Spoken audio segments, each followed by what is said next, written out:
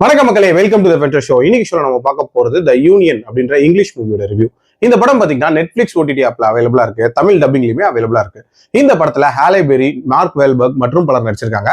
இந்த படம் ஒரு விதமான ஸ்பை த்ரில்லர் அப்படின்னே சொல்லலாம். அதாவது காணாம போன இன்டெல்ல கண்டுபிடிக்கிறது அப்படின்ற மாதிரியான ஒரு மிஷனை மையமா வச்சு அமைக்கப்பட்ட ஸ்பை த்ரில்லர். இந்த படத்தோட ஸ்டார்டிங்லேயே த யூனியன் அப்படின்ற ஒரு டீமை காட்டுறாங்க. இவங்க ஒரு சீக்ரெட் ஆபரேஷன் ஒன்று பண்றாங்க. அதாவது ஒரு கரப்டட் சிஏஏ ஏஜென்ட் கிட்ட இருந்து ஒரு இன்டெலை மீட் எடுக்கிறது அப்படின்ற மாதிரியான ஒரு ஆபரேஷன்.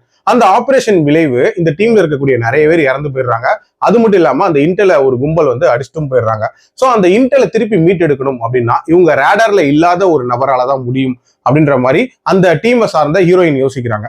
சோ அப்பதான் அவங்களுக்கு தன்னோட எக்ஸ் பாய் ஃப்ரெண்டோட ஞாபகம் வருது. சோ மார்க் வேல்பர்க் இதுக்குள்ள கொண்டு வராங்க. அவர் ஒரு கன்ஸ்ட்ரக்ஷன் ஒர்க்கரா இருக்காரு. அவருக்கு இந்த மாதிரியான ட்ரைனிங் எல்லாம் கொடுக்குறாங்க. அண்ட் அவர் இந்த மிஷனுக்குள்ள களமிறக்குறாங்க. சோ அந்த மிஷன் இதுக்கப்புறம் எப்படி போகுது அண்ட் டுவர்ட்ஸ் தி எண்ட் அந்த இன்டெலை மீட் எடுத்தாங்களா இல்லையா அப்படின்றத இந்த படத்தோட கதை. அதாவது ஹாலிவுட்ல வந்த ஸ்பை த்ரில்லர் கதைக்களம் அப்படின்றத நீங்க எடுத்து பாத்தீங்கன்னா இதே கதைக்களம் தான். எந்த விதமான புதுமையும் இல்லாம எடுக்கப்பட்ட ஒரு கதை தான். இன்ஃபேக்ட் இதுல அந்த ரேடார்ல இல்லாத ஒருத்தருக்கு ட்ரெயின் பண்ணி மிஷன்ல இறக்குறது அப்படின்றதெல்லாம் நம்ம பில்லா படத்திலேயே பார்த்திருப்போம். அதை ஒரு விஷயமா இந்த கதையில கொண்டு வந்திருப்பாங்க. பட் இதுல ஃப்ரெஷ்ஷான விஷயங்கள் அப்படின்னு பாத்தீங்கன்னா கண்டிப்பா அந்த காஸ்டிங் அப்படின்றது கொஞ்சம் ஃப்ரெஷ்ஷா இருந்துச்சு. ஆக்சுவலி மார்க் வேல்பர்க்கும் சரி, ஹாலே பெரியும் சரி, அந்த கேரக்டர்ஸ்க்கு கச்சிதமா பொருந்திருந்தாங்க அப்படின்னே சொல்லலாம்.